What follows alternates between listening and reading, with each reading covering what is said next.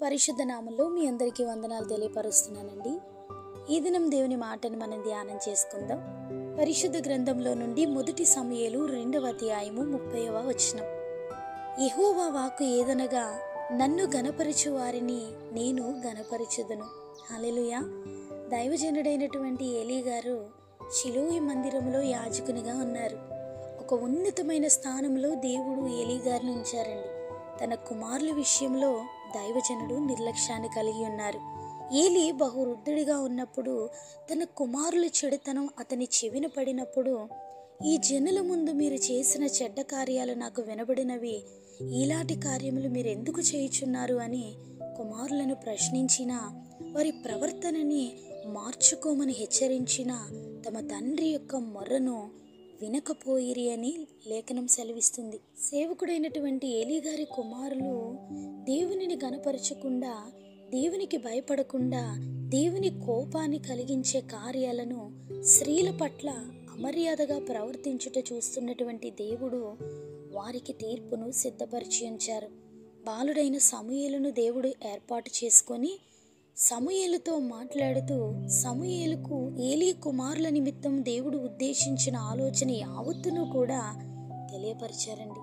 తన కుమారులు తమను తాము శాపగ్రస్తులుగా చేసుకొనుచున్నారని తానెరిగియో వారిని అడ్డగించలేదు కనుక అతని ఇంటికి నిత్యమైన శిక్ష విధింతునని సమూయేలుకు దేవుడు బయలుపరుస్తారు. మన ఆత్మీయ జీవితంలో కూడా వాక్యంతో మనల్ని మనం సరిచేసుకోవాలి. ఏలీ యాజకుడైనను తన కుమారుల జీవితం ద్వారా దేవుడు గనపరచబడలేదు. అపవాది క్రియలు, దేవునికి హేయమైన క్రియలను వారు జరిగిస్తూ ఏలీ వారిని క్రమపరచకపోవడం వారి జీవితంలో అది శాపంగా మారింది. మన ఆత్మీయ జీవితంలో మన కుటుంబంలో ఉన్న వారి ప్రవర్తన ఏ రీతిగా ఉంది?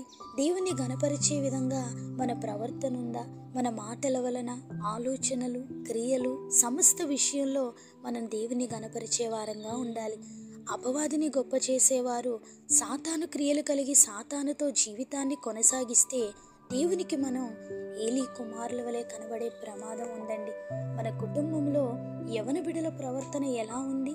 ఏలీ గారు తన కుమారుల యొక్క చెడుతనం ఎరిగి కూడా వారిని కప్పిపుచ్చడానికి, వారిని సమర్థించడానికి, వారిని గొప్ప చేయడానికి ఆయన ఆతృత పడ్డారే కానీ క్రమపరచడానికి, ఆయన దేవుని యందు భయభక్తులు నేర్పడానికి ఆలోచన ఏలీ గారికి లేదు. దేవునికి ఇష్టంగా ఉండి ఆయనను అనుసరించి నడవాలి అని ఏలీ గారు బోధించలేకపోయారు. మన పిల్లల విషయంలో కూడా పాపంలో ఉన్నప్పటికీ, వారు లోకంలో ఉన్నప్పటికీ, హేయమైన క్రియలు వారు చేస్తున్నారని తెలిసి కూడా కొందరు తల్లిదండ్రులు వారు మందలించరండి.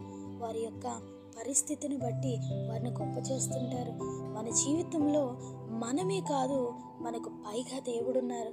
మన ప్రతి ప్రవర్తనను బట్టి మనం పొందుకుంటామనే విషయాన్ని మనం గమనించుకోవాలి. అనుదినము వాక్యము ద్వారా మనం కడగబడితే దేవుని యొక్క స్వారూప్యంలోనికి మనం మార్చగలుగుతాం. మన బిడ్డల జీవితంలోనైనా, మన జీవితంలోనైనా మన ప్రవర్తనను బట్టి, మన పరిస్థితులన్నిటిని బట్టి ప్రభుని గనపరిచే వారంగా ఉండాలి. అలాంటి ప్రవర్తన మనలో లేకపోయినా ప్రభు పాదాలను ఆశ్రయించి, అలాంటి శాపగ్రస్తమైన జీవితం నాకొద్దు ప్రభువా, నన్ను మీరు మార్చండి, నా ఆలోచనలు, నా తలంపులు యావత్తు నాకు వాటిపైన జయమునివ్వండి, నన్ను విడిపించండి అని మనం అడగగలిగితే ప్రభు మనల్ని మారుస్తారు. మన యవన బిడ్డల విషయమై దేవుడు మనకిచ్చినటువంటి గర్భఫలాలు ఏ రీతిగా ఉన్నాయి? ప్రభువుకి దూరంగా పెంచుతూ కొందరు ఎంతో గొప్పగా ఆలోచిస్తారండి. మందిరానికి రాకపోయినా, దేవుని కార్యాలలో లేకపోయినా, వాక్య ధ్యానం చేయకపోయినా, ఎలాంటి పరిస్థితుల్లో ఉన్నా బిడ్డలు గొప్ప చేసేవారున్నారు. దేవునికి సమీపంగా ఉండేలా వారిని మనం చేయగలిగితే మన బిడ్డల్ని దేవుడు కనపరుస్తాడు. ఆ దేవాది దేవుని యొక్క కృప మనందరికీ తోడైండి మనల్ని నడిపించునుగాక.